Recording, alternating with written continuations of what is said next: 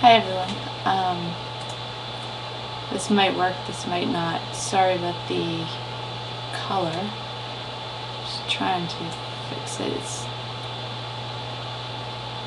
Internet is being weird, and we've had a couple of brownouts, blackouts, whatever. Momentarily ones, but so I don't know if this will work or not. And I see that the timing is way off, so I'll see what happens. But anyway, and see the cameras needs to be fixed a little. It's been a rough day. It's been a really rough day, eating disorder wise.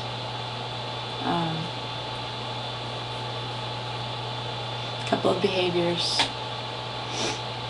and I don't know, like, they always make me feel like they always make me feel worse. Specifically the one which nobody likes, the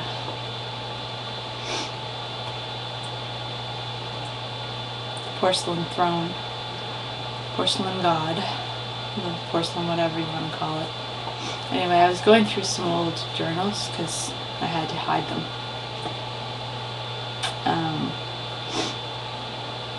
Because of Graham.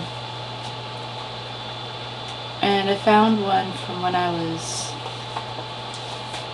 in the hospital, actually just released. Kicked out, basically. And this was in 2005. That this day was like August 10th or 11th, 2005. And it was probably one of the hardest days of my life, if not the worst day of my life, or the hardest day of my life. Only because it speaks a lot of truth from someone I care about a lot. My mom. She decided to read my journal. From back then.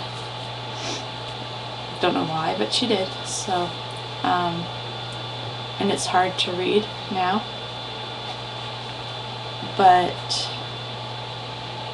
you know what? It might affect someone who's in the early stages of an eating disorder and still young enough to, I don't know, have more of an effect on their life.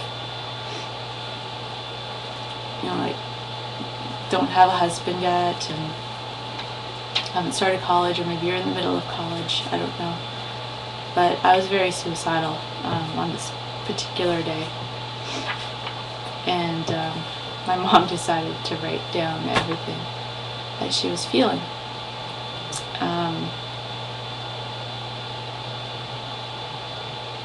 Yeah, so I'm just gonna, it might help, it might not, but you know what, it's hardcore, so I'm gonna leave some stuff out though. Dearest Amy, I know that I really shouldn't have read this, although I know they did at the hospital. Actually, they didn't, but anyway. I cannot believe that you are feeling so bad. You have so much to live for. A handsome, loving, devoted husband with the opportunity to have a family of your own. Your father and I would be completely devastated if you killed yourself. There are so many things that you would no longer get to see or do. Never to see another sunrise or a beautiful sunset. Never to receive a dozen roses from Graham, or to be cuddled by him. Never to hold your child in your arms. You are not alone. We are all here for you. You are not fat. You are beginning to look like the beautiful girl that you were before all this started. You will not get fat again like you were 6 years ago. There are so many people that care about you, all of your family.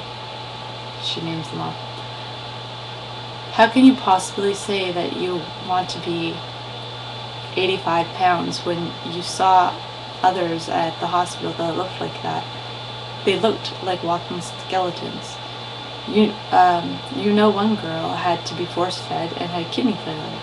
Is that really what you want to go through, or even worse, cold in your grave? I don't want to, I don't want to be left with just pictures to remember you by, and a grieving husband to try to console. What would your death do to Graham?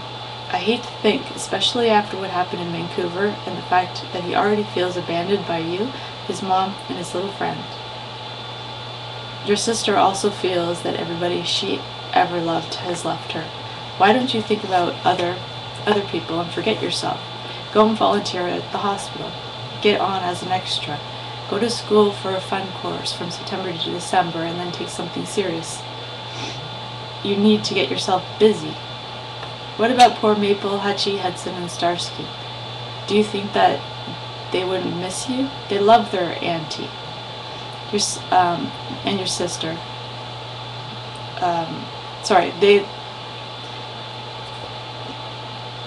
They love their auntie, your sister, but they love their mommy and their Auntie Em more. And what about me? Haven't I been through enough hardship and grief in my life? Would you make me bury my baby? It is supposed to be the other way around.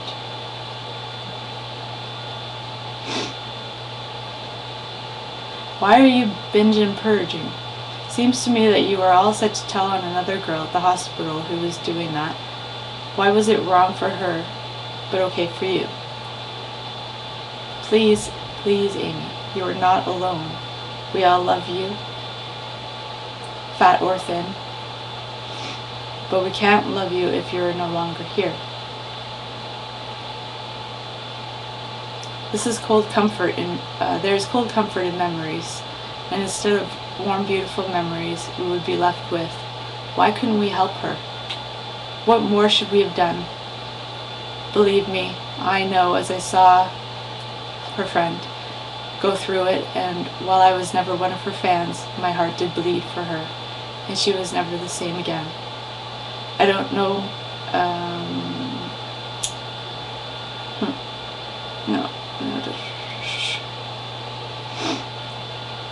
she just goes on and on about something else.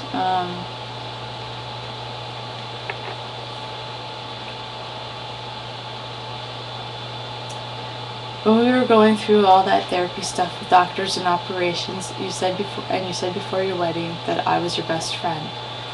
I would like to be so again. Call me if you feel like purging. Give Graham any pills and let him give them out to you so you aren't tempted. Believe me, Graham's problems and your problems will pass. You will have your own home and your own babies. Graham's jewelry will be successful, and you will look back on this time and wonder why you let it happen. It is all up to you, but believe me, we are all here to help you hold you up for the moment. Your father is looking forward to grandchildren, although you know he has always said he's too young. Well, now he's changed his mind. And what about the cottage? Are you going to let that go? Life has its ups and downs. Sometimes we feel there are more downs than ups, but it will change if you let it. Starvation is a long, hard death, and there is no going back once it's gone too far. Nobody is asking you to be 200 pounds, just healthy. Please talk to me. I'm here for you, and I love you, my mom.